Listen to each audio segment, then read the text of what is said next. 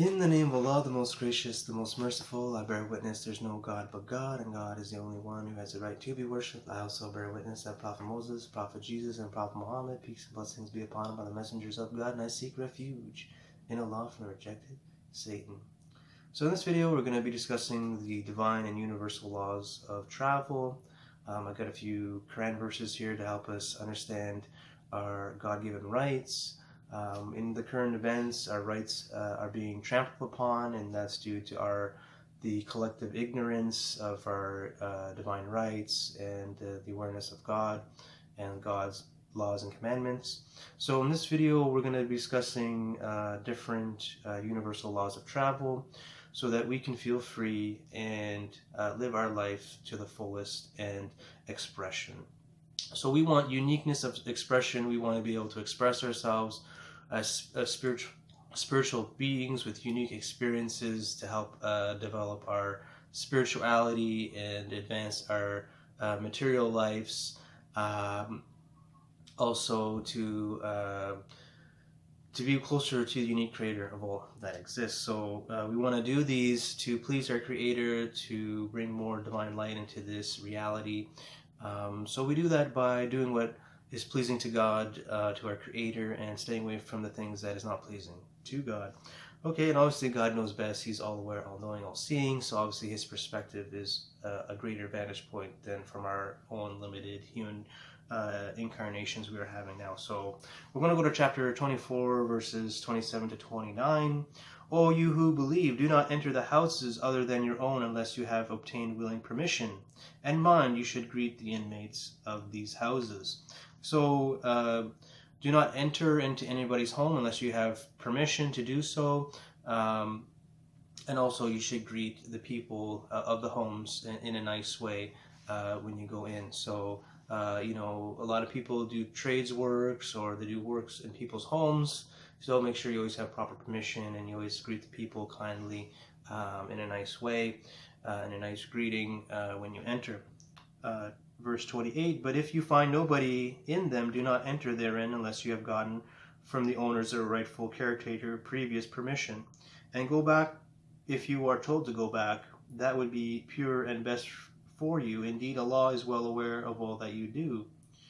So if there's nobody in the homes, unless you got permission or you've gotten the key from the owner, you don't have the right to go into this home. So you need the proper permission or the key from the caretaker or whatnot. And if they ask you to come back, it's better for you to go back. If you're a tradesperson, you have to do work in people's homes. Make sure that you got proper permission to enter the home, and obviously greet the inhabitants of the home with a kindly greeting. In verse 29, it is no sin on your part to enter freely non-residential houses wherein your goods are lying, and Allah knows all that you profess and all that you conceal.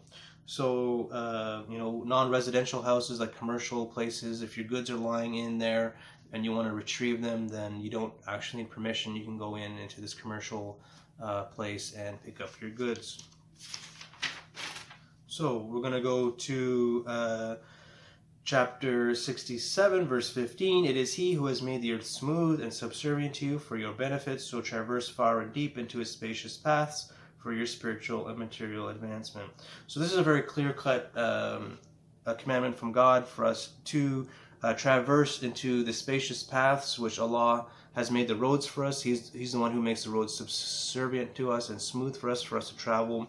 And he's commanding us to traverse far and deep into these spacious paths for your spiritual and material advancement. So we should be going out there and doing our trade, developing our characters, developing our spirituality, meeting people, trading, bartering. These are all good things that Allah is pleased with. And thus by active labor eat of his sustenance and enjoy his gifts. To him shall you all return after having been raised to life. So Allah says in chapter 71, verse 19 through 20, Allah has made the earth vast expanse for you, that you may traverse its spacious paths for your development of civilization, and also to attain spiritual perfection. So it's very important for us to travel. The earth was designed for us to travel. For anybody to say that we can't travel is being disobedient to the unique creator of all that exists, and will suffer punishments for that. Now, with the current events are going on, the media and people in the government, etc., are saying foolish things. They're trying to trick you into you relinquishing your God-given rights to travel, to advance our civilization, to advance ourselves spiritually and materially. We need this. We need to travel to perfect our spirituality. If we just stay home and collect dust and do nothing, while we're going to we're going to lose our advancement. We're not going to advance as much as we are traveling and experiencing things, and things will get stagnant if we all just stay home and do nothing. So it's very important for us to travel.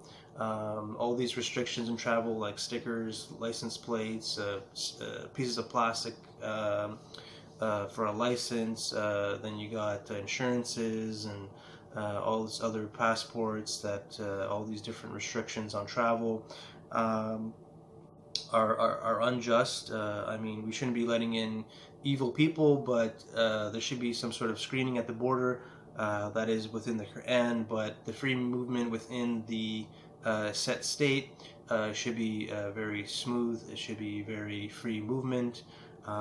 Should be accessed by all in the common areas. Obviously, it's unlawful to trespass on people's private property, as I said in the previous verse, that you need permission to enter somebody's home, etc.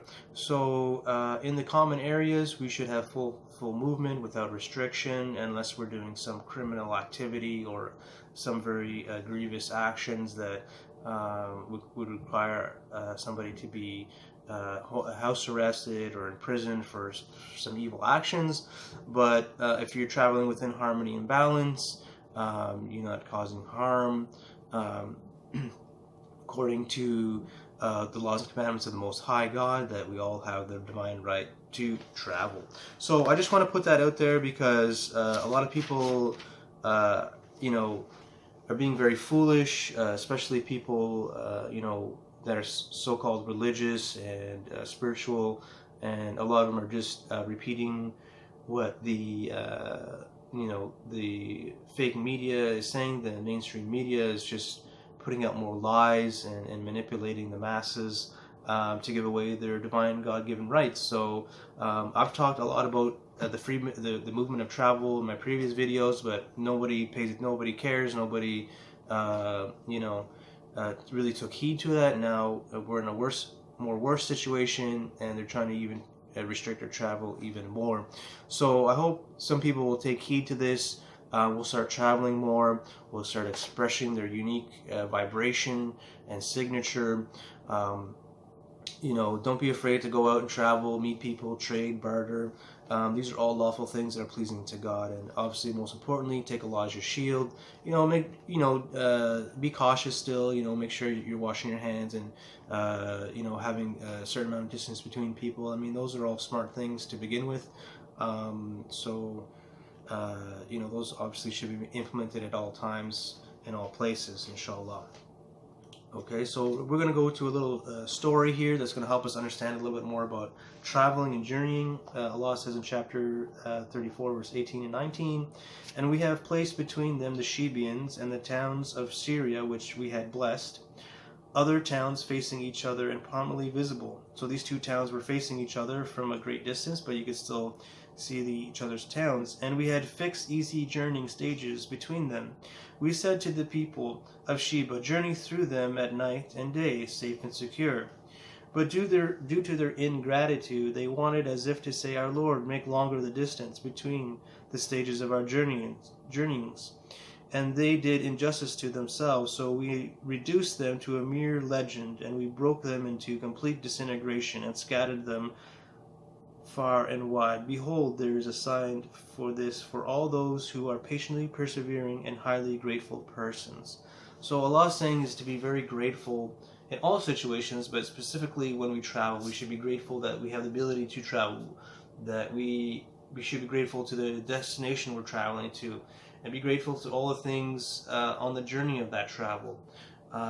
Being grateful for all things. So, and another thing Allah is saying in this is that we should aim for advancing materially and making our travels more short. Like we used to travel by running or walking, then by horse and buggy, and then by cars and airplanes, etc. These all have made our travels more quick and more speedily, which is a blessing and we should be grateful for. So very important for us to be grateful in our travels, and also we want to make our travels shorter and more efficient. So these are our commandments of the Most High God of travel. I hope you enjoyed this video. I hope you are not in fear and can go out and travel and experience this world for your spiritual material advancement. I hope people will take heed to this. There's going to be severe consequences if we don't pay heed to this. So as we see that God has escalated things even higher now, I hear reports of police actually fining people like $700 for walking the dog in the park, or getting beaten up on the streets for being traveling at certain times or doing certain things. Whatever, it's just getting actually ridiculous, and God's making a fool out of the majority of people on this earth. There's lots of sellouts out there that are just parroting the New World Order slogans and nonsense from the mainstream media and their puppets and governments. So be aware of all those things and make sure that you know God's divine laws. That's one of the reasons why I am making this video, so people know the divine laws of God of travel, these universal laws. So we do have the right of free movement, with some restrictions that we just can't enter, we can't trespass on people's private property without permission, things of that nature. And I'll be putting these verses in the description box below for your reading pleasure. And like I said before, I so much hope you enjoyed this video, inshallah, that you do pay heed, that you do observe these divine laws and commandments of the Most High, that you do get out there and travel for your spiritual and material advancement. So, and another important thing, make sure you take Allah as your shield, alone, without partners, as God is the unique creator of all that exists. He has complete and control over everything. He has full power to do all that He wills. So no harm will come upon you unless Allah wills, and no good will come upon you unless God wills as well. So I just want to finish off actually with one last verse here from chapter 65, verse 7. Allah burdens no person with this responsibility but beyond what He has given him. Allah will soon bring about easy times after hardship. So we're going through a bit of hardships right now. Well, soon to come we'll have a period of ease as well. So let's look forward to this period of ease. Let's look forward to divine laws of God's being implemented throughout this whole world, inshallah, is one of my long-term prayers to occur on this world. And, very importantly, which leads to paradise, is taking the unique creator of all that exists as your shield and protector, as He has full and power control over everything. So I hope you enjoyed this video. Take Allah as your shield, and may the peace and blessings of Allah be with you. Thank you. Peace.